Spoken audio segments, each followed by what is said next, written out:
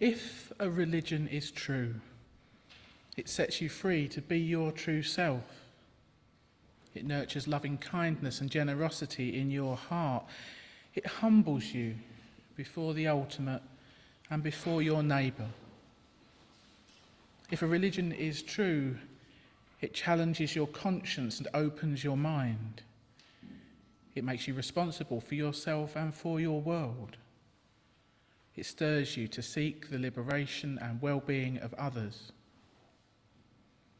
If a religion is true, it deepens your awareness and nourishes your spirit. It brings you comfort and strength in times of grief and trial. It connects you to other people and to the life of this whole universe. If a religion is true, it will care less for dogma and doctrine than it will for love. It will care less for rules and customs than it will for compassion. It will care less for the gods we make than for the people we are. So as we gather together in community once again this morning, may ours be a true religion. Well, these words from Cliff Reed. Welcome all who have gathered this morning for our Sunday service. Welcome to those of you who are here in the building at Essex Church. Welcome to all who are joining us via Zoom from far and wide, and indeed anyone listening at a later date via YouTube or the podcast stream. For anyone who doesn't know me, my name is Jane Blackall and I am minister with Kensington Unitarians. This morning's service is titled Think Again. Through readings and hymns, poetry and prayer, we're going to take some time to reflect on the importance of being open to rethinking, changing our mind, revising our understanding. The Unitarian way challenges us to engage in critical thinking, to question incessantly, so that we're ever in the process of refining and adding nuance to our worldview. And of course there is a balance to be struck. There's something to be said for having strong convictions which stir us to act for the betterment of the world. But this needs to go hand in hand with a certain intellectual humility to ensure we don't get stuck in fixed or reactive ways of thinking that perhaps don't serve us very well, that are holding us back. But before we go any further, let us do what we always do and light our chalice flame. It's a moment for us to pause, to centre ourselves, to be here now. And it's a simple ritual that connects us with Unitarians and Unitarian Universalists the world over, and a reminder of this proudly progressive religious tradition of which our gathering is part.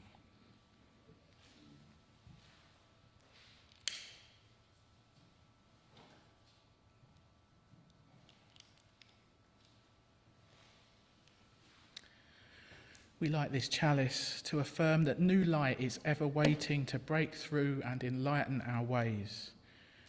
New truth is ever waiting to break through and illumine our minds. New love is ever waiting to break through and warm our hearts. May we be open to this light, this truth, this love, and to all the rich possibilities it may bring us. Time to sing. Our first hymn this morning is number 158 in the purple hymn book. The flame of truth is kindled. If you're on Zoom, the words will be up on your screen for all the hymns this morning. Feel free to stand or sit as you prefer, and let's sing up as best we can. The flame of truth is kindled. Thank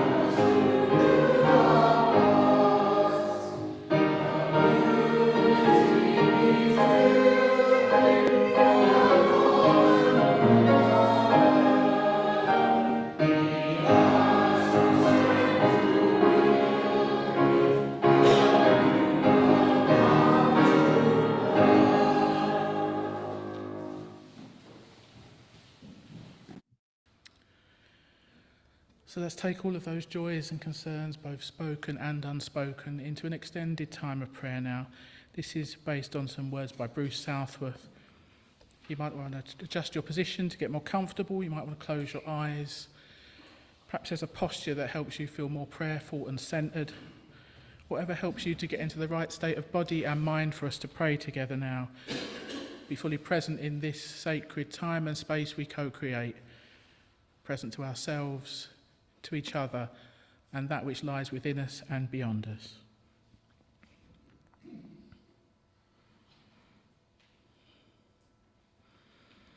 Spirit of life, God of all love, in whom we live and move and have our being. We turn our full attention to you, the light within and without, as we tune into the depths of this life and the greater wisdom to which and through which we are intimately connected. Be with us now as we allow ourselves to drop into the silence and the stillness at the very centre of our being.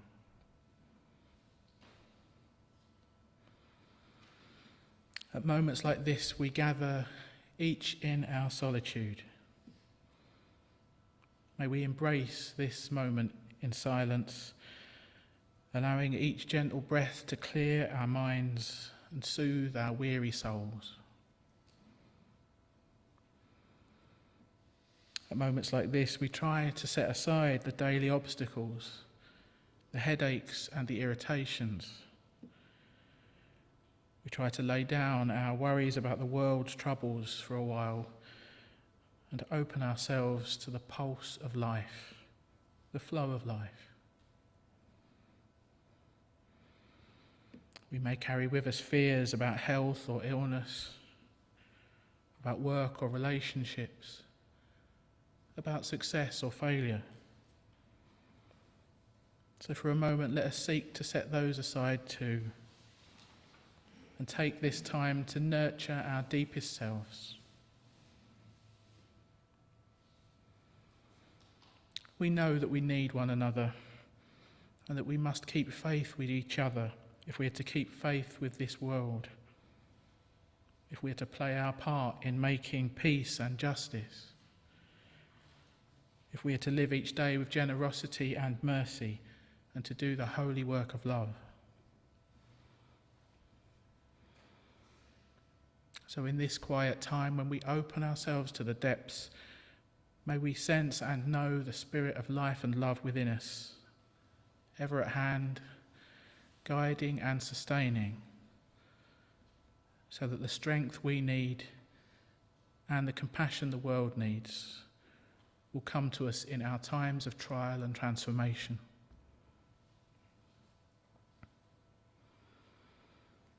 And in a few quiet moments now, let us look back over the week just gone and take stock of it all. All the everyday cares and concerns of our own lives, and all those concentric circles of concern that ripple outwards from us, till they enfold the entire world and all those lives which touch our own. Let's take a moment to sit quietly in prayer with all that is on our hearts this day.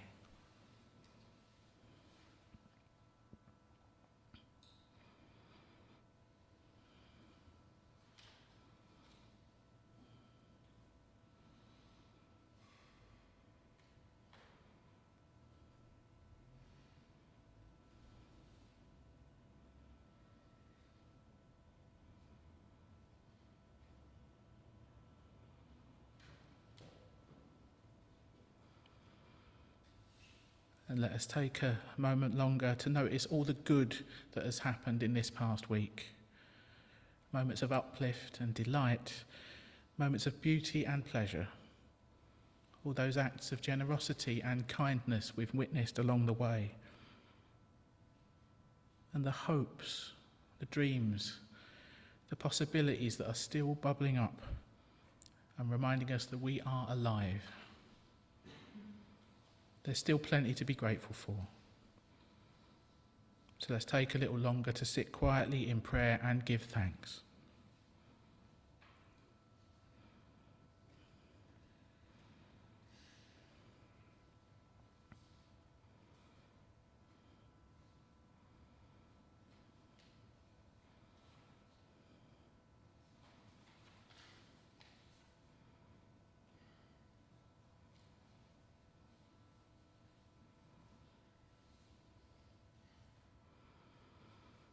Spirit of life, God of all love, as this time of prayer draws to a close, we offer up our joys and our concerns, our hopes and our fears, our beauty and our brokenness. And we call on you for insight, healing and renewal. As we look forward now to the coming week, help us to live well each day and be our best selves, using our unique gifts in the service of love, justice and peace. Amen.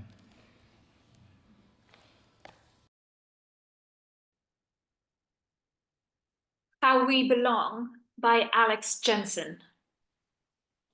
Unitarians can and do believe many different things about life's biggest questions, about God, the greater mystery, about what happens to us when we die.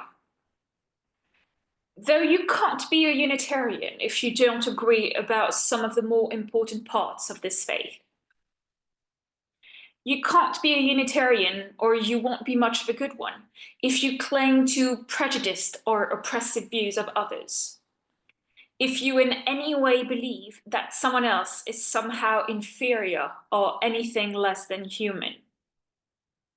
You can't be a Unitarian if you can't tolerate big questions or critically examine what it is that you believe and why.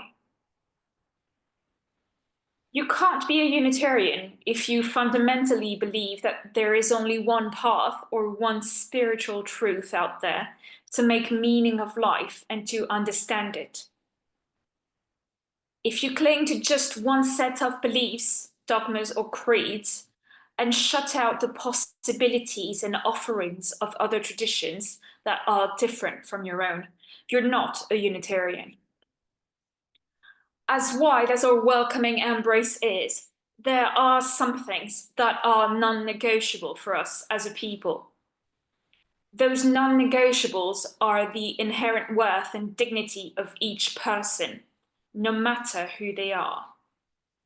The rigor of critical thinking about ourselves and our beliefs, and the bounty of the world's traditions that each hold a piece of the cosmic puzzle about how we might understand these wild, wondrous lives of ours.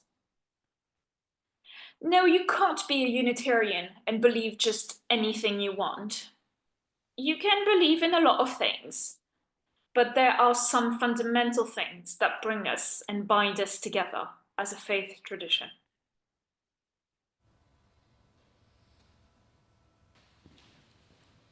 Thanks, Charlotte.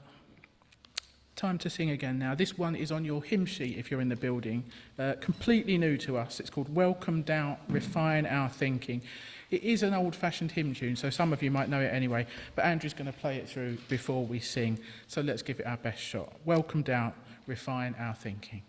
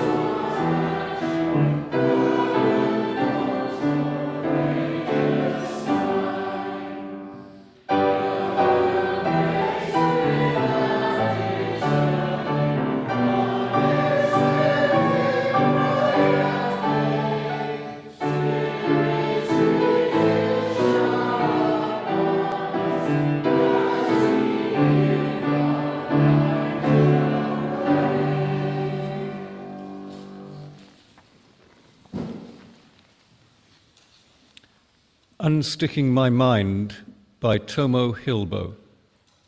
This reading by Unitarian Universalist Tomo Hilbo opens with a quote from Vanda Scaravelli. It's on the front of the service sheets.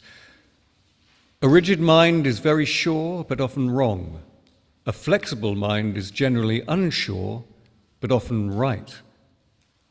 Hilbo continues, I've never encountered a Japanese household without a rice cooker. Rice is more than a staple food for us, it's our culture. Our reverence for rice, combined with our love of tech gadgets, has begotten rice cookers that are almost artificially intelligent. We are absolute rice nerds. When I moved out of Japan 30 years ago, I started making rice on the stovetop. Have you ever tried baking bread without an oven? That might be an equivalent. But I learned. By the time I got divorced, I had nearly 20 years of rice cooking without a rice cooker experience, and I was very proud and sure about my skills. But after the divorce, my rice started tasting not so great. It was dry. It lacked luster and bounce, just like how I felt at the time. I was still quite confident in my method and skills to make good rice. A decade later, I finally realized what was wrong. My mind was stuck on the certainty that I knew how to make rice well. It didn't even occur to me that the knowledge I held dear might need to change. I started noticing things that weren't the same after the divorce. Cooktop was gas before, now electric. Pots, I'd left my old, trusty pots with my ex, and measuring cups, same as the pots. Almost nothing was the same. No wonder my rice didn't taste the same. It's astounding that I was so sure of myself that I couldn't notice any of this. This stickiness of mind, how our minds tend to fixate on one idea, happens everywhere. I hear people complaining about an event I help organize, even after changes have been made, and the event hasn't been the same for years. I encounter people who keep assuming something about me, and I have to keep reminding them that it may be true for some Japanese women, but it's not true for me. Oppressive systems thrive in minds that are sticky, no matter how good our intentions are. We must unstick our minds if we want to make changes in the world. I'll remember this every time I cook rice from now on. I need a constant reminder to monitor the stickiness of my mind. Hilbo concludes with a prayer. Spirit of life and love, grant us courage to be vulnerable, to know that we are often wrong, and wisdom to amend our mistakes and find new ways of being. May the grace of Spirit bless us with the humility for self-examination and bravery for a lifetime of transformation.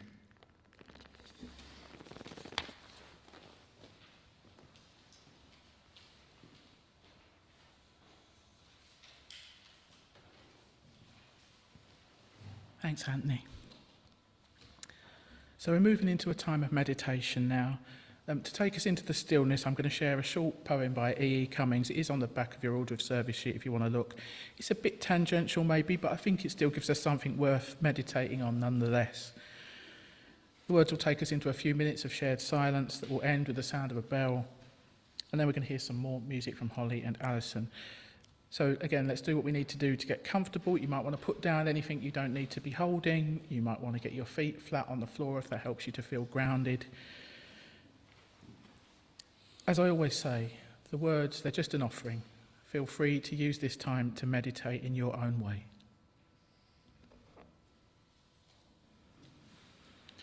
May my heart always be open to little birds who are the secrets of living. Whatever they sing is better than to know, and if men should not hear them, men are old.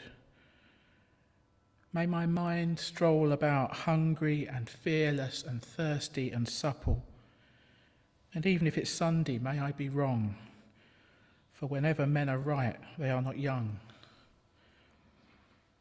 And may myself do nothing usefully, and love yourself so more than truly. There's never been quite such a fool who could fail, pulling all the sky over him with one smile.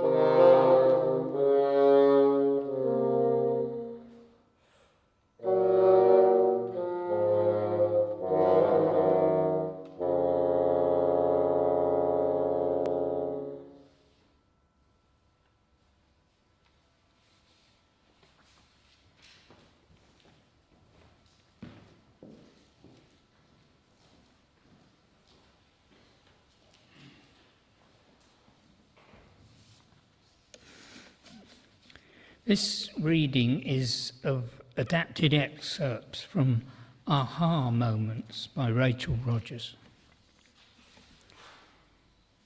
From a young age, I have had a tendency, which I believe to be born from my early religious upbringing, to perceive right and wrong on most topics as being absolute. I've always been a person who was terribly resistant to having my beliefs changed in any way. To suddenly let go of a belief, or to declare that I saw something in a new way, felt like announcing to the world that I had been lazy in my belief before changing my mind, or that I had been living in an inauthentic way. My search for truth and meaning carried with it a lot of self-judgment and subconscious requirements to get it right that held me back from expanding my mind and ultimately claiming more freedom for myself. Maria Popova, author of the book Figuring and publisher of the literary blog The Marginalian, describes such resistance and my predicament beautifully. She writes, "The fact that we humans have such a notoriously hard time changing our minds undoubtedly has to do with the notion that human beings are works in progress that mistakenly think they're finished, which belies the great robbery of the human experience. By calling ourselves beings, we deny our ever-unfolding becomings. Only in childhood are we afforded the luxury of inhabiting our becoming, but once forced to figure out who we want to be in life, most of us are so anxious about planting that stake of being that we bury the alive, active process of our becoming." Popova goes on to say, "The uncomfortable luxury of changing our mind is central to the courage of facing our becoming with our whole being. We have freedom to change our minds. To do so is to welcome becoming our whole selves.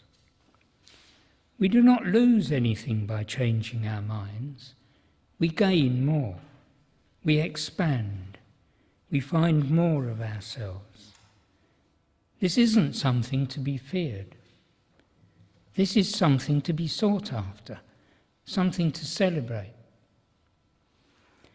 As a Unitarian Universalist, I am surrounded by people who make a spiritual practice out of changing their mind, learning something new and allowing it to transform their thinking. And that experience has stopped becoming something I resist and has started being something that I seek out. Instead of being fearful of learning something that will upend my belief, I now sit waiting for it to happen. I call these moments of coming into new understanding light switch moments or aha moments, and they now feel more to me like direct experiences with the divine than something to be feared. There is a before and after to these moments for me. I'm walking around carrying a certain perspective or way of believing, and then I experience something that shifts things for me. And now I have a choice. I can either reject this new idea, however much it excites me, in order to stay true to who I believe I am and keep a sense of stasis, or I can say yes to the newfound invitation to something new. Part of my spiritual journey in life has been about first blindingly accepting a belief in God, then struggling to find that belief within myself for years in my Orthodox Church of origin, to outright and passionately rejecting any belief in God, then opening my heart to a curious state of There must be, but it is unknowable. It's been a wild ride. It's a shift from no, absolutely not, to I can't deny the possibility. To change one's mind is to remember that we are alive and free. It is to open our hearts and draw our circle wider, to include more and more people whose experiences and ways of understanding are different than ours. And what I've come to understand is this: to change one's mind is holy.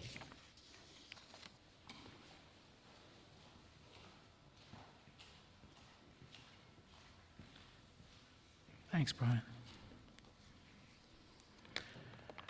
Our final reading today takes us into more theological territory. The following is an excerpt from a sermon by the UU minister Barbara Merritt, reflecting on the importance of intellectual humility when it comes to the big religious questions and that thing of knowing what we don't know. So Barbara Merritt writes this: what do we mean when we refer to God? What can you and I possibly know about the divine, about the holiest of holies, the energy at the heart of existence, a truth that is eternal? Having dedicated my entire life to trying to come closer to this higher power, I am somewhat startled at the age of 72 to have to admit I know nothing about God, and I never did, and it's looking extremely likely that I'm not going to know anything in the immediate future either. I cannot really speak to the true believers on either side of the religious divide, the dogmatic fundamentalists who, by the way, are to be found in every religious tradition, already know exactly who God is and who God protects and who God saves. They have specific creedal words that nail that door shut, and anyone who doesn't agree, who doesn't play along, is going straight to hell.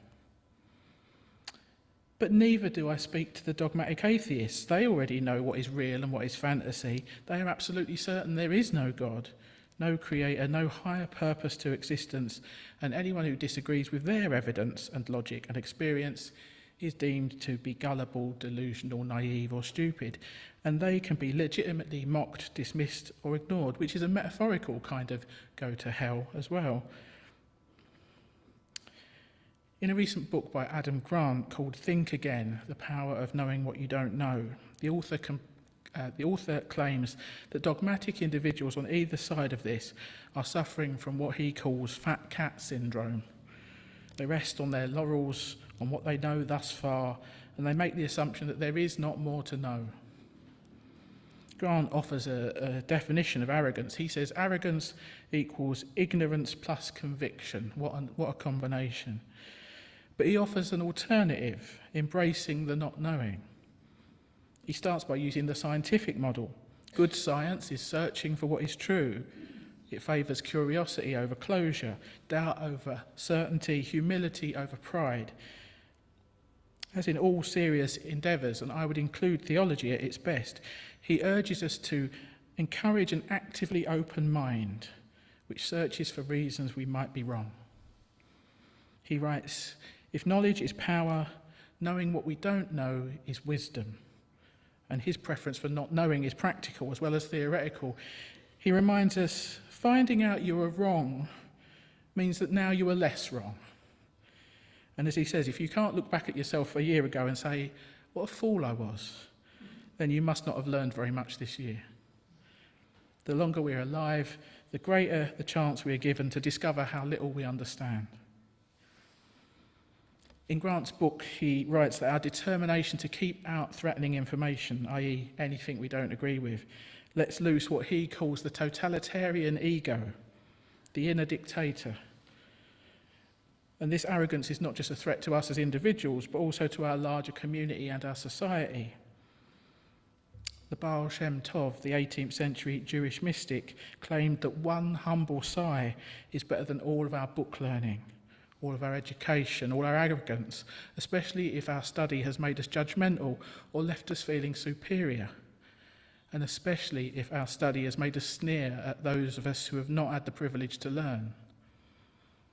He understood that this study in humility was to go on to the end of our days, always challenging us to let go of our ignorance and our overconfident convictions, always inviting us to stay open and curious, always admitting we have at the very best a partial understanding and grasp of reality. And she closes by calling us to remember the words of T.S. Eliot, "Humility is endless." Words from Barbara Merritt. So time for one last hymn now. This is number 16 in your purple books, Captive Voices, Cry for Freedom. Another tune that we don't sing that often, so Andrew's going to play it through for us. Hymn 16.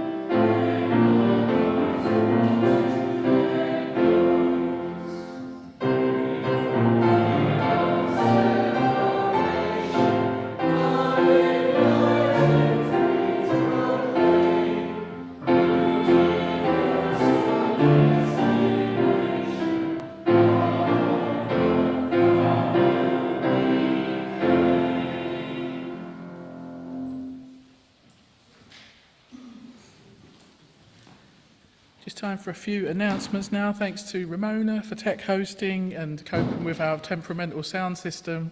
Thanks to Charlotte for hosting at home.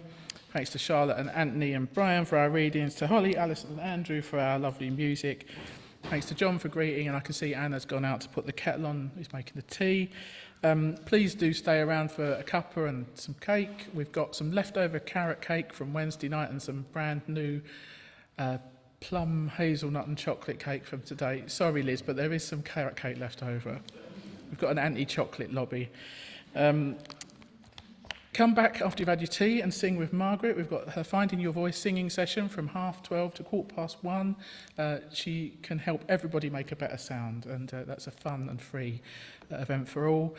And after that, we'll be having our first art play crafternoon session in the hall next door. We've just got all the art materials out of the cupboard. This is a very relaxed, informal, chill-out afternoon, and we can just play with crayons and paints and make a mess as long as we tidy it up again. If this proves to be a popular thing, it will probably become a regular event, so even if you can't stay today, let me know if it's something you might be interested in so we know if it's worth continuing. Tonight and Friday at 7, we've got Heart and Soul Online, our contemplative spiritual gathering. Sign up with me if you want the link for that. This week we're considering praise, and it's actually our 250th week of Heart and Soul Online, so a bit of a landmark. You've still got a week to read the book for this month's Better World Book Club if you'd like to. It's How We Break by Vincent Deary. Navigating the Wear and Tear of Life, I think is the subtitle. All of our loan copies have gone out, but if you're really stuck for one and you need a copy, let me know and we'll see what we can do. And a reminder, we're currently putting together the bits for the next newsletter. The deadline for that is this Friday. So if you have anything, any announcements, any events, any write-ups of things we've done here, or photos that I haven't seen, do get them to me by Friday if you can. Next Sunday, we'll be back here at 11 as usual for a congregational service with the title, This Too Shall Pass. All of these activities are on the back of your order of service. You also get the information in the Friday email if you're signed up for that, or you can take home a copy of our fancy newsletter if you haven't already got one. We've very much got a life beyond Sunday morning, so we encourage you to look out for each other and do what you can to nurture supportive connections. I think that's everything. Just time for our closing words and closing music. May the blessings of life be upon us, upon this congregation. May the memories we gather here give us hope for the future. May the wisdom we receive prompt new growth and insight. May the love that we share bring strength and joy to our hearts. And may the peace of this community be with us until we meet again. Amen.